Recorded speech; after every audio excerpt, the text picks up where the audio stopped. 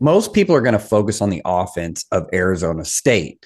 That's been the catalyst of their success this year. They've got the freshman quarterback in the battering ram of a running back with a really fun name to say. But it's the defense that has really allowed Arizona State to get to the point where they are. Now, they are not elite. This is not a defense that you're going to find in the top 10 of a lot of metrics, but it's a defense that can do certain things to mitigate risk from its opponents. And it's been able to do that really since they were able to get their quarterback going and that offense going earlier in the year. What we're going to look at today is really how they applied modern mechanics in the box, especially the light box, to kind of mitigate the run by Iowa State. Iowa State runs almost 50% 12 personnel, but they do get into some spread sets. But they have a power run game, something that's been really a hallmark of that program now for almost a decade. So a lot of times at Iowa State, you get the three high system with John Haycock, but this year that defense was not really elite as it has been in the years past. It was the offense that was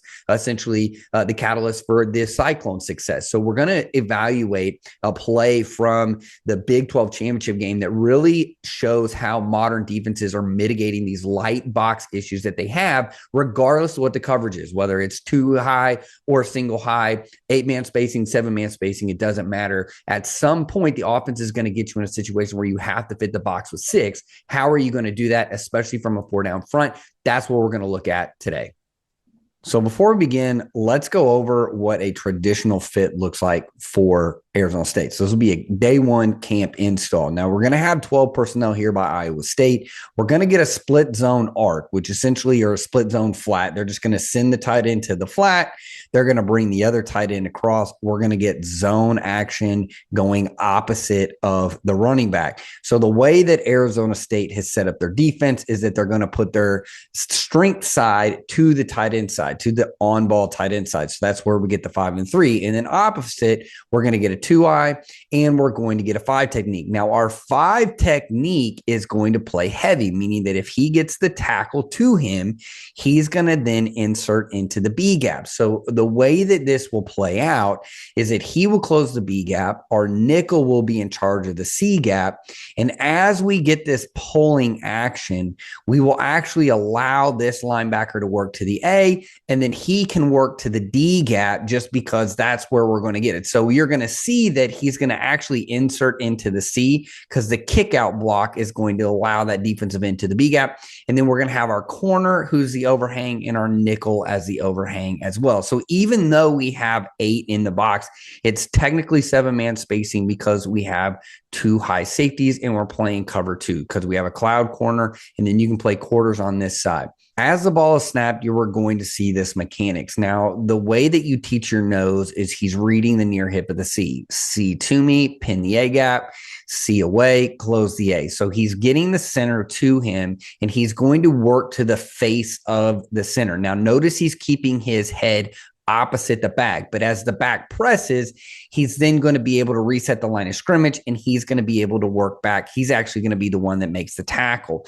So the 7-man spacing part of this, because we have these gaps in here, we want to make sure that we want to cancel some gaps, right? So the way that we get this is through this heavy technique. Watch as this defensive end is going to then work into that B gap. So as the tackle steps to him, 66 is going to flash his numbers. The defensive end steps, plants, works inside. So you can see how he's going to close that out. That really frees up this inside linebacker to track.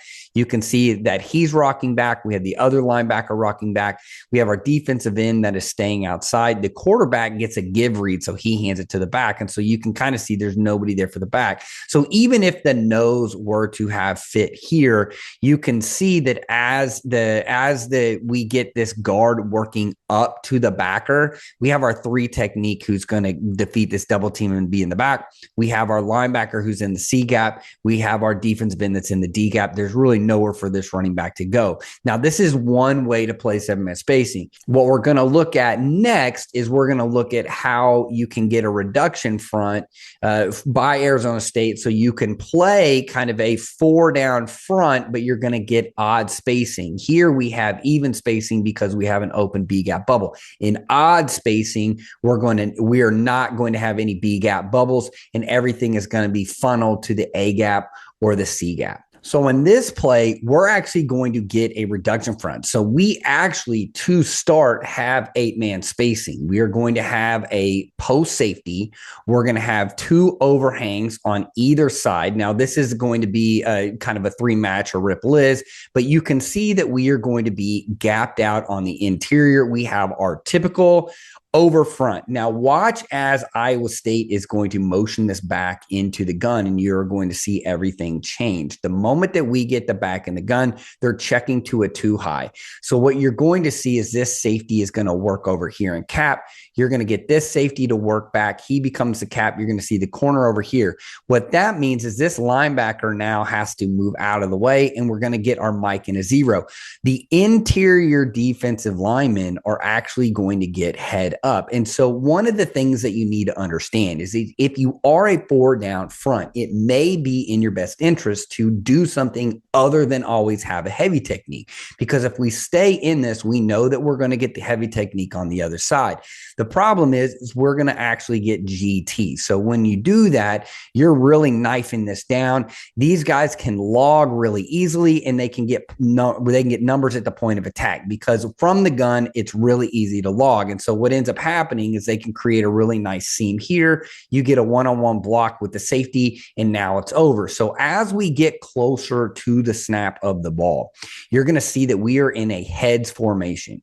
Heads just means, I call it Duece.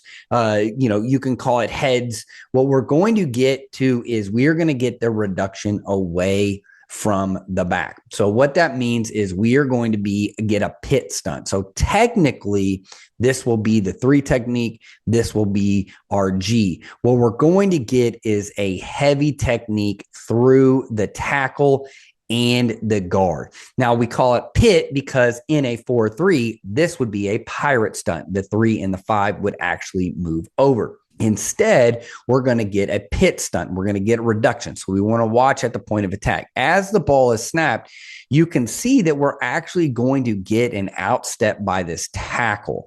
So they're really inviting that guy in. Again, this is Arizona State. They feel like, oh, I got an open B gap. I know I'm going to get a heavy technique. I'm going to flash. I'm going to go, and then I'm going to pin him inside. So what we get here is we're going to get a heavy technique by the defensive end off of this tackle. We're going to get a heavy technique by the interior defensive lineman on the guard. You can see here right now that we've already closed the A and the B gap off. Opposite, though, we are going to climb to the quarterback because we're not reducing. We're not chasing anything. I'm not leaving the quarterback player to be the overhang. And then we're going to pin, and we're just going to prop. We're just going to post up on the center. We're going to make sure that this doesn't go anywhere. As the play continues, you can see where we're going to get our overhangs from. Our will linebacker is going to snap down, and he's going to take on the block. Here we have, you can see, this is why this is important. You want to cancel gaps on the inside. You have a one-on-one on the outside. There's really no one out here. So he's going to punch this back. You can see that we're running the hoop back. You can see that we have pursuit here. We have our post up. We have this closed. No one has touched our backer. And then we have our nickel working back inside. So we have our 7-man spacing here. And this is a really good picture of it out of 10 personnel GT. As the running back gets going, he's going to then, obviously the guard gets tripped. If he makes this play, we really need this backer to hit this thick, and then you have the defensive end come down the heel line once he closes. So even though we don't have great numbers at the point of attack, you can see how this really messes with this. We almost get this play from this defensive end right here. Now, had 72 stepped down and tried to knock and then work back, he would have been the first to spill. We're going to snap down. He's going to get over the top, and then we should be able to then chase down the heel line. But we wanted to really build this double wall, right? So the first puller is going to get cut. Second puller is going to get boxed. He's got to get over. At the end of the day, I'll never forget Don Brown said this one time. Legendary defense coordinator Don Brown said, if you can't get over a block back from a tackle, then you probably shouldn't be playing linebacker at the Division I level. So again, you can see how we get this nice reduction. Now, this is really good against zone too, because what this does against zone is that we're going to clog the A, We're going to clog the B. We have this A gap taken care of. If we get any kind of zone and he works down, he's going to go ahead and work to the quarterback. You can have him rock out, and then you can have him right here working that kind of that A to C on the other side. And this is an easy way that you can get 4 down front, but you can play odd spacing, which is exactly what we get here. We get the box. He needs to fit. We need him. He's going to hit him thick. We have everybody in pursuit, and it ends up not being a large gain for them. So again, they're basically creating 2 gaps on the opposite side within a 5-1 box, because technically this is a 4-1 box. This is technically a 4-1 box with you could probably argue that this is 6 defenders. So this is a good look at it, mitigating it. And 2, people are going to be like, oh, well, if he gets this and he's able to get out, that's great. But this just goes to show you what you're trying to create is a mass humanity right here, so that you can't get these vertical columns by these by these offensive linemen, and you can better mitigate the run from these reductions. Arizona State's defensive coordinator, Brian Ward, has been at every level. He's coached at the high school level at Tulsa Union in Oklahoma. He's also taught at the NAIA level, was even an NAIA head football coach. He was at Western Illinois when Dino Babers, who was with me at Baylor, took over the Eastern Illinois job. When he got the job at Bowling Green, Babers went ahead and got Brian Ward. He thought he was the best defense coordinator that he saw in that conference up there. So he has been established, and he is one of those that has gone all the way through. He's gone from NAI all the way to the Power 4, which is where he's at Arizona State. So he's seen everything. He's probably had to defend everything. And it really shines when you watch Arizona State's defense. They don't do anything exotic. They don't have a large playbook, but what they do is really sound fundamental football. Hopefully you were able to see that in this reduction clinic that we did over their matchup with Iowa State.